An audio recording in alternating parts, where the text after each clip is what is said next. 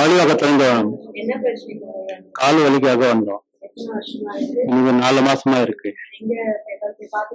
Private ஹாஸ்பிட்டல்ல பார்த்தேன். 10-15,000 ரூபாய் செலவு பண்ணிருக்கேன்.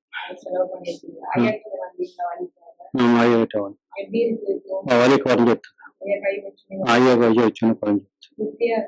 ரொம்ப திருப்தியா இருக்கு. நான் வேலப்பங்கடியிலிருந்து வரேன். 15 வருஷமா மத்தல இங்க அடிபட்டுச்சு. அதுக்கப்புறம் ஒரு 2 நாள் கழிச்சு வலி தெரிஞ்சுது. டாக்டர்கிட்ட போய் பார்த்தேன், ஊசி போட்டேன், மாத்திரை மருந்து கொடுக்குறாங்க. அந்த நேரம் சரியா ஆகல. சரி என்ன பண்றதுன்னு மருந்து மாத்திரை சாப்பிட்டீங்கன்னா வலி போல. சரி நீங்க கேள்விப்பட்டு வந்தேன். இப்ப ஐயா பார்த்தாரு, நல்லா இருக்கு, நல்லாயிடுச்சு.